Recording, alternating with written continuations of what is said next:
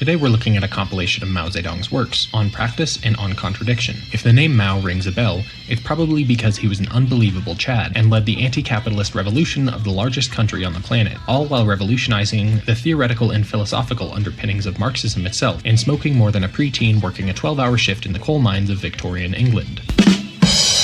Probably one of the most important thinkers of the past 100 years if I had to pick one, so you should probably pay attention.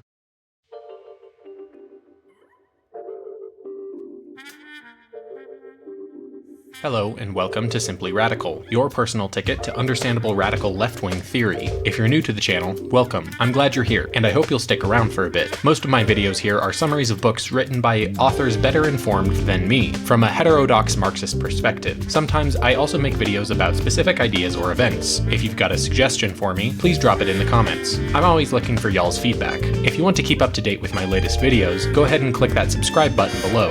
And if you're a freak, you can even click the bell icon for notifications. Alright, without further ado, let's get this shit show on the road.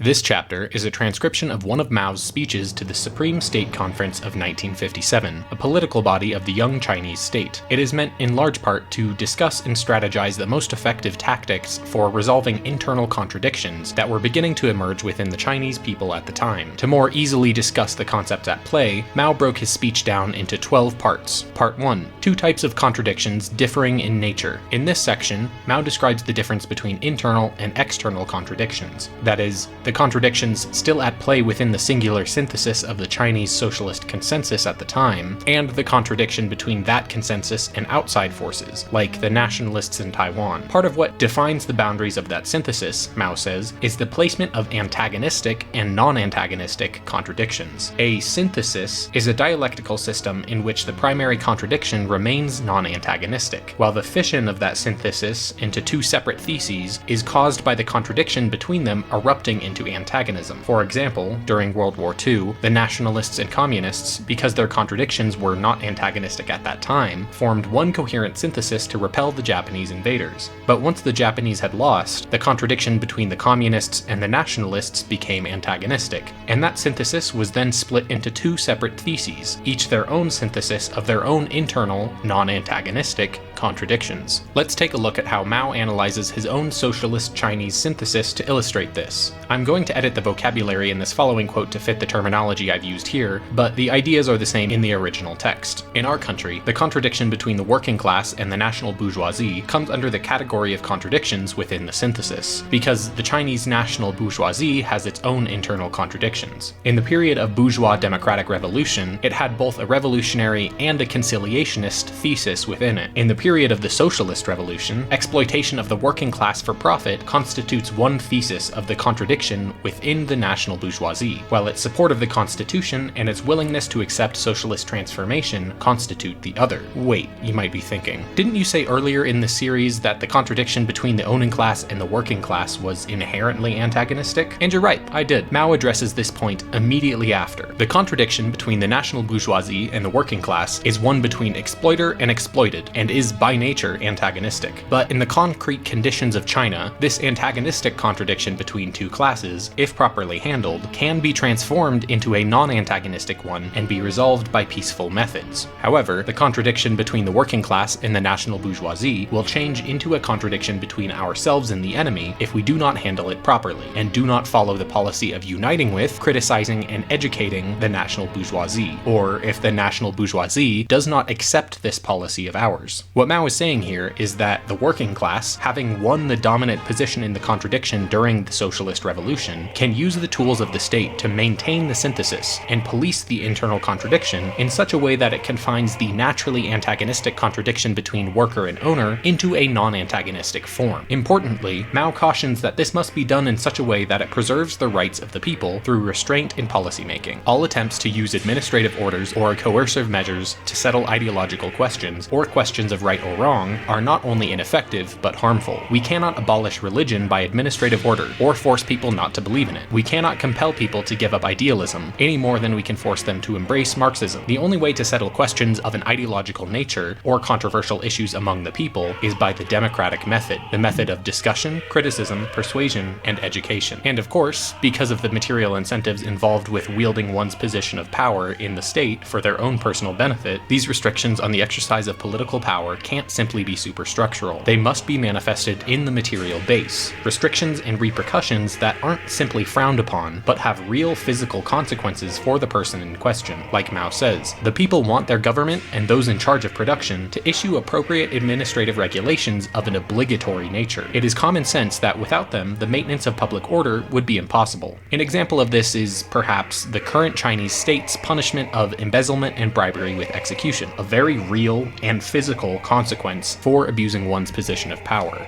Okay, all of this sounds great in theory, you might say, but can it really work in practice? Well, Mao provides an example of when it did just that. In our experience, this is the correct method of resolving contradictions among the people. In 1942, we used it to resolve contradictions inside the Communist Party, namely the contradictions between the dogmatists and the great majority of the membership, and between dogmatism and Marxism. The left dogmatists had resorted to the method of ruthless struggle and merciless blows. It was the wrong method. In criticizing left dogmatism, we did not use this old method, but adopted a new one. That is, one of starting from the desire for unity, distinguishing between right and wrong through criticism or struggle, and arriving at a new unity on a new basis. Mao sums this whole process up in the catchphrase, unity, criticism, unity. Returning to the example of the workers and owners from earlier, Mao is saying that antagonistic contradictions can be defanged, as it were, by getting both theses to agree to common terms of unity, providing a place for good faith criticism between the two, and then actively bringing both together into a new synthesis. The Chinese owning class and socialists both wanted unity in the face of the nationalists and the Japanese, and so they came together to air their grievances with each other. Then those criticisms can be addressed as both theses come together to build a new synthesis that is acceptable to both parties. When you put it that way, you don't need all the fancy terminology to see that what he's discussing is the basic process of negotiation. Mao, in his poetic fashion, distills it into this phrase: learn from past mistakes to avoid future ones, and cure the sickness to save the patient. He then goes on to give a handful more examples of him and his movement using this exact same process to great success, but I think you get the point by now.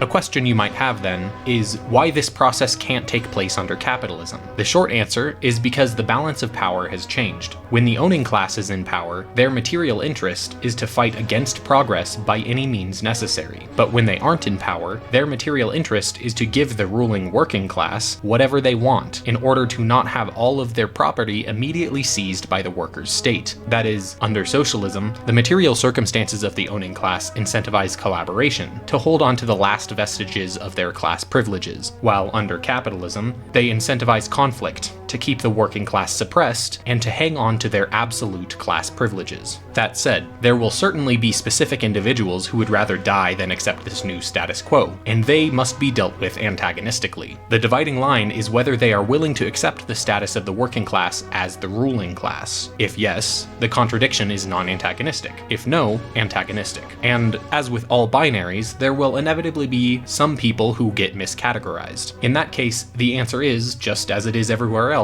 to draw a sharp line between ourselves and the enemy and to rectify mistakes whenever discovered. The key thing to recognize about all of this is best said by the man himself, I think. Contradictions exist everywhere, but their nature differs in accordance with the different nature of different things. In any given thing, the unity of opposites is conditional, temporary, and transitory, and hence relative, whereas the struggle of opposites is absolute. Many dare not openly admit that contradictions still exist among the people of our country, while it is precisely these contradictions that are pushing our society forward. They do not understand that socialist society grows more united and consolidated through the ceaseless process of correctly handling and resolving contradictions. So what distinguishes the contradictions within socialism that drive forward societal development and the contradictions within capitalism that held it back? In Mao's eyes, the determining factor is whether the contradiction results in progressive or regressive societal developments. Mao gives two examples to illustrate this. First, the existence of capitalists within China at at the time. In joint state-private industrial and commercial enterprises, capitalists still get a fixed rate of interest on their capital. That is to say, exploitation still exists. Socialist relations of production have been established and are in correspondence with the growth of productive forces, but these relations are still far from perfect, and this imperfection stands in contradiction to the growth of the productive forces. The reason that the existence of the capitalist v. worker contradiction is a progressive one in China at the time is because they were still in the phase of building the economic infrastructure to underlie a modern economy, like roads, canals, bridges, and so on. In that scenario, capitalists are incentivized to work with the socialist state to build all of that infrastructure, because they can extract interest, regulated by the socialist state, from those projects. The second example Mao gives is the contradiction between the manifestations of the socialist state in the superstructure and in the base. That is, the superstructural element, comprising the state system and laws of the people's democratic dictatorship, and the socialist ideology guided by Marxism-Leninism, plays a positive role in facilitating the victory of socialist transformation and organizing labor. It is in correspondence with the socialist economic base, that is, with socialist relations of production.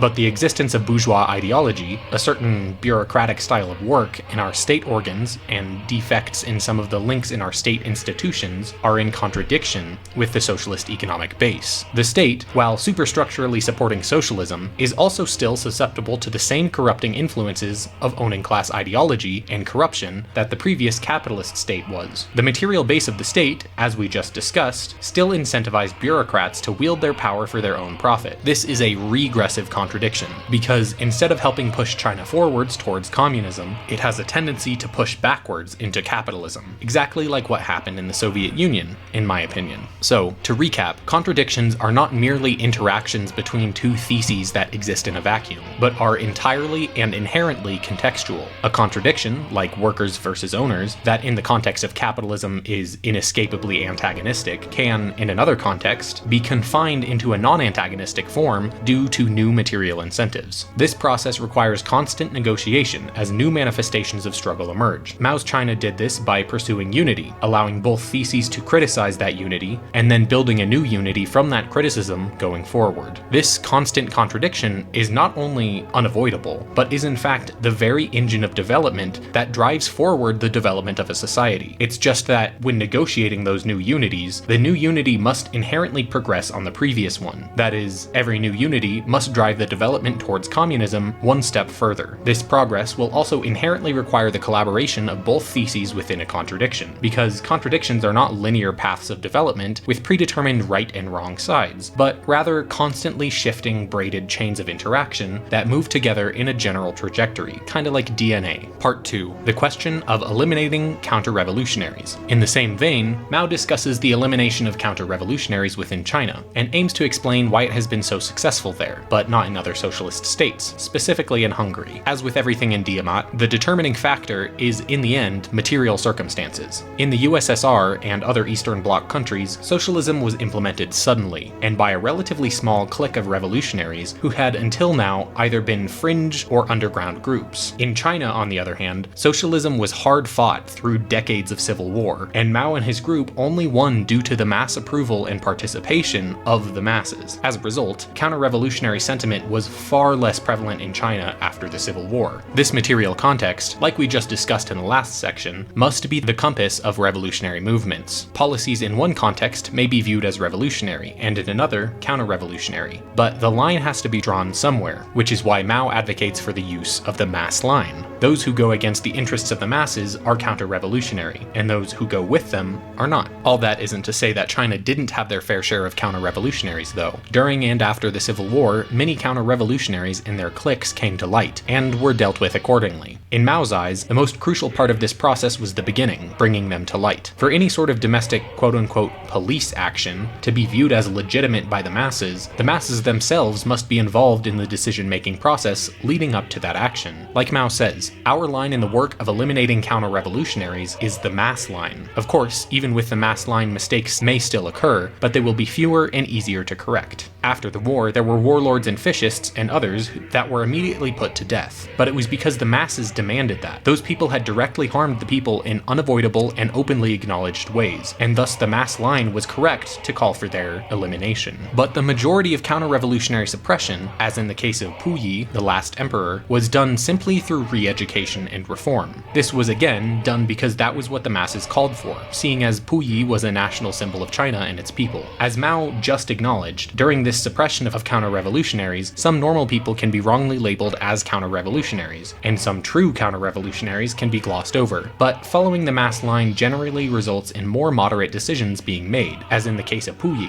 and in those cases it is simple to reverse course and make reparations. Like Mao said, nonetheless, wrongs must be righted when discovered. This must be the attitude of all the public security organs, the procurator's offices, and the judicial departments, prisons, and agencies charged with the reform of criminals through labor. 3. The question of the cooperative transformation of agriculture. This next section is meant to deal specifically with the arrangement of the agricultural sector under Mao, and in the first 7 years of CPC rule. Since the revolution, the sector had been completely reorganized into entirely workers' cooperatives, which sold their excess produce to the state at fixed prices, much the same as in other socialist states. This process is undertaken with two main goals in mind: to increase agricultural production by removing the parasitic landlord class, and to eliminate starvation by more equitably distributing the produce of that sector. In these regards, Chinese collectivization was a complete and total success. Even despite unfavorable weather in much of the country, floods, droughts, high winds, etc., production increased by nearly half, from 210 billion caddies to 360 billion caddies. And that produce had been distributed through several mechanisms: internal cooperative distribution, local government distribution, and national food aid among the population, meaning that individual households of peasants now not only had enough to eat, but reserves to set aside for hard times. Looking forward, Mao hopes to have these many small-scale cooperatives consolidated into national cooperatives by the end of the second 5-year plan in 1962, though this did not end up happening for reasons that we will get into at some point. Part of the reason Mao addresses this here is because there were critics of cooperatization, whose criticisms were mostly predicated on the fact that Chinese peasants made a lot less money than industrial workers in the cities and party bureaucrats, and Mao readily admits that this was the case, but pushes back on the idea that those wage differences mean that the system was exploiting them anymore. As he says, since the labor productivity of the workers is much higher than that of the peasants, and the latter's cost of living is much lower than that of workers in the cities, the workers cannot be said to have received special favors from the state. The wages of a small number of workers and some state personnel are in fact a little too high, and the peasants have reason to be dissatisfied with this, and it is necessary to make certain appropriate adjustments according to specific circumstances. See, peasants, even though they made less money, had far fewer expenses, as they by and large owned their own land at this point. Not only that, but because Chinese industry was still in its infancy, consumer goods hardly existed at the time, meaning that if peasants were paid more, they would either not use that money, spend it on more grain for reserves,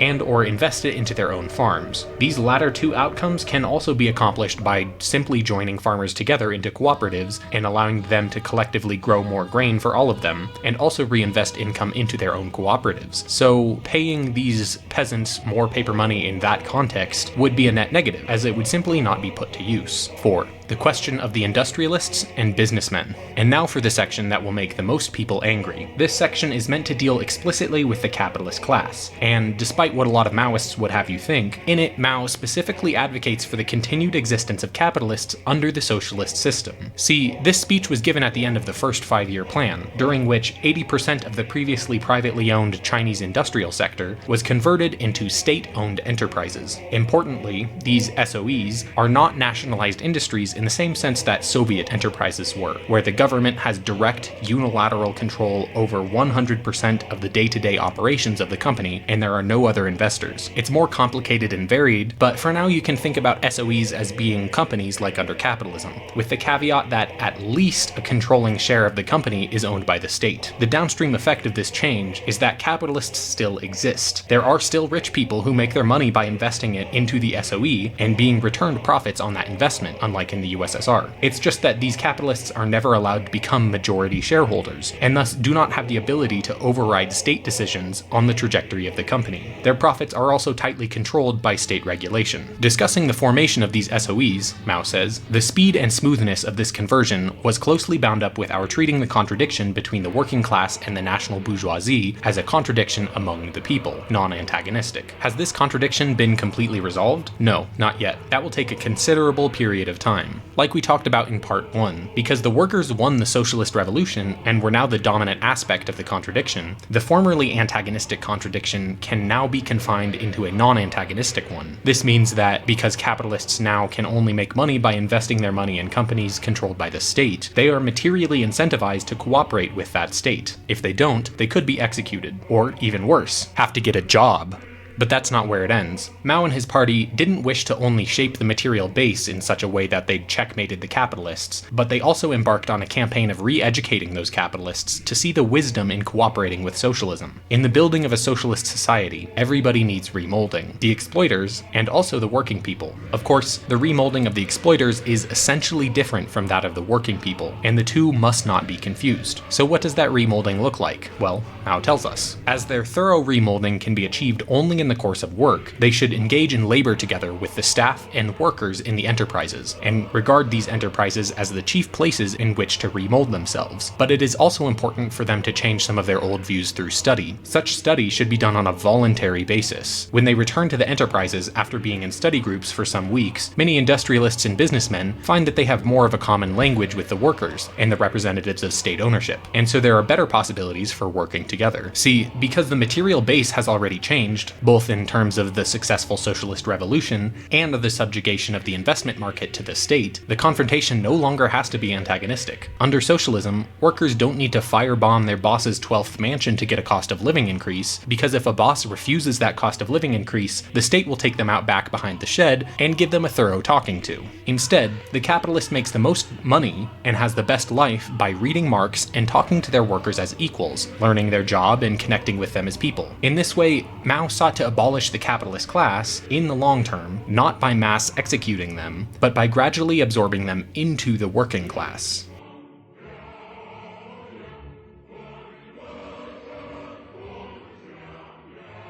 If you're new to all this, let me know how well I explained it. Does this make any sense at all, or are you more confused than you were before? If you're old to this, let me know what you think I missed, and leave your reading recommendations for me and the newbies in the comments. If you made it this far, and would like to see more of my content, please negate the algorithm's distaste for progressive revolutionary content by liking and subscribing, and maybe tossing a link to a bud. Lastly, but most importantly, the views expressed in this video do not necessarily reflect the views of the video creator. It has been made solely for educational and entertainment purposes, and the creator does not make any representation or warranties to the respect of the accuracy, applicability, fitness, or completeness of the content within. Please don't hurt me.